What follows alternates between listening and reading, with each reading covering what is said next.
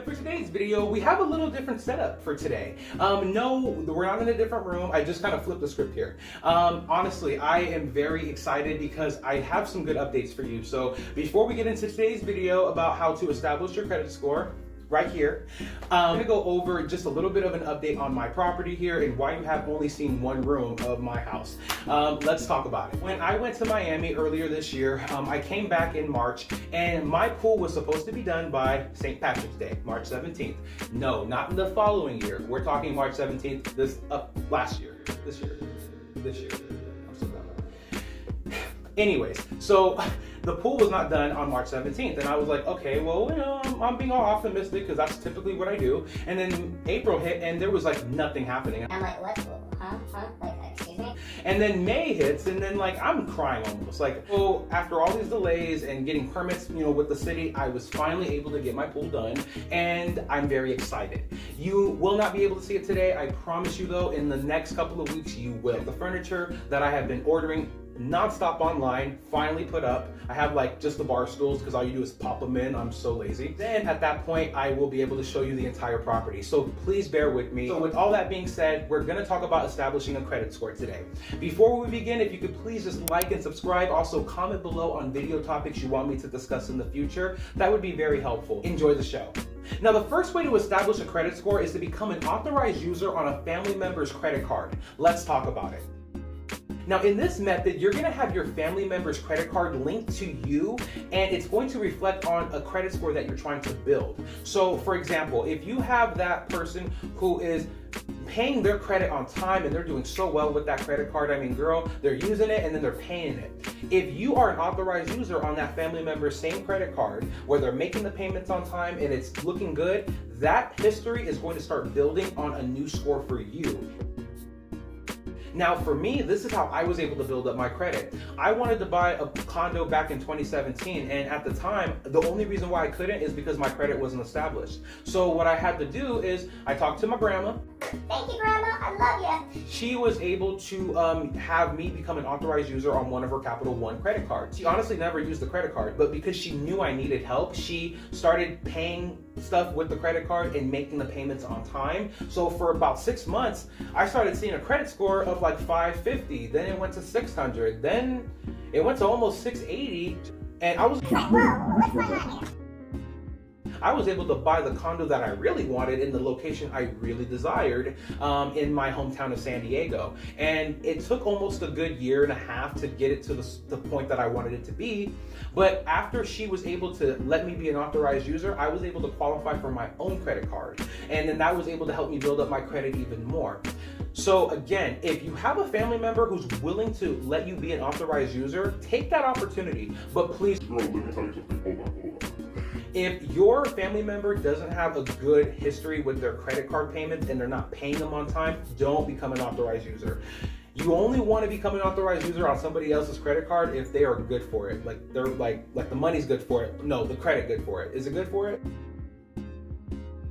Because if they are not making the payments and they become like late and they default, you're not going to have good history building on your credit. Like, no. And I think you know that. I don't have to explain that. Be very mindful of who you decide to become an authorized user for, and if they are willing to help you and they have great credit, take an opportunity and build up your credit. Now, the second way to establish a credit score is to qualify for a starter card. Now, a starter card sounds exactly what it is. It's a start to build up your credit to where you need it to be.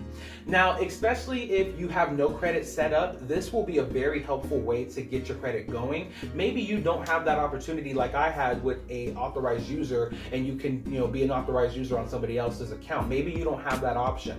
So having a starter card is definitely going to be another alternative for you. There are 3 types of starter cards that are very common. You have a secured card, you have a non-secured card, and then you also have a student credit card where it's more designed for college students. Each one has their positives and each one's have their negatives. With a secured card, you do have to put down a deposit when you qualify for the credit card, and you typically have to put a deposit down for the amount of credit that you're looking for. So you might need to borrow that deposit from somebody else where, maybe you don't have that money.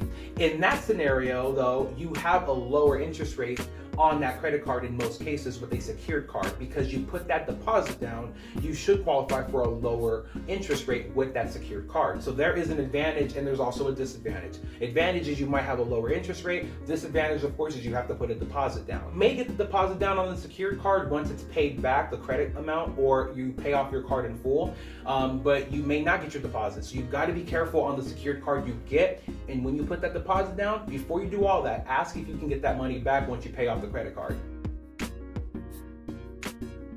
Also have the non-secured card. Non-secured cards, you in most cases don't have to put a deposit down. So especially if you don't have that money right now, that is definitely another good opportunity.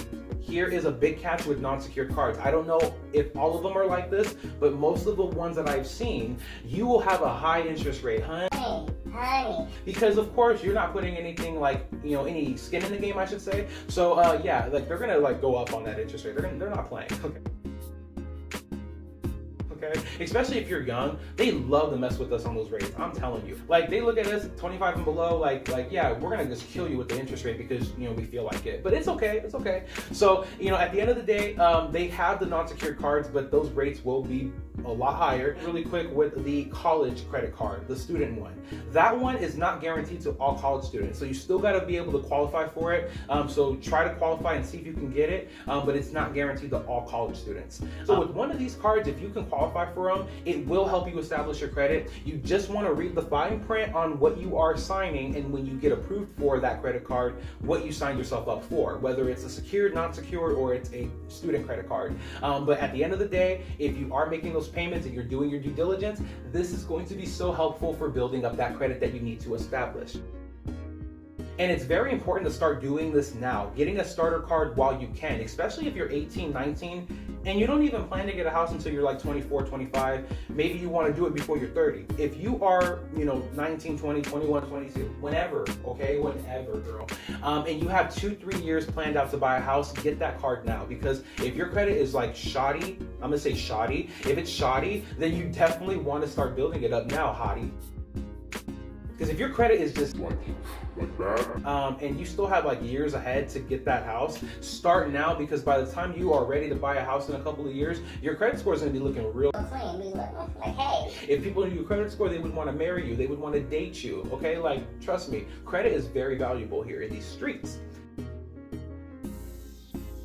So again, find a starter card if you can. If you don't have a way to get an authorized user, even if you have an authorized user, also try to apply for a starter card. Find ways to build up that credit. But again, just be mindful of what you're signing when you get a starter card. And that does it for today's video. It was a little bit of a short one for today, but I promise you we're having another video the same week, I promise you. And going forward, I know I haven't been the most consistent with these uploads, but I promise you, I will be a lot more consistent. You will at least get one video every week, possibly 2, but at least 1 video a week.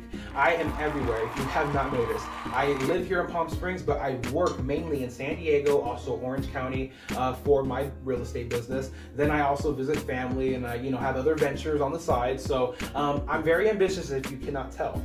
So I promise though, with my house finally being done here in Palm Springs, with the pool being completed, and you know, me getting my stuff in order here, we will be getting more consistent videos here on out. So for all the subscribers who continue to subscribe even without new videos, who are watching the older videos, thank you so much. If you know of anybody else who can watch these videos and get helpful, you know, education, please share it if you can. And until then, thank you again for watching and have an amazing day.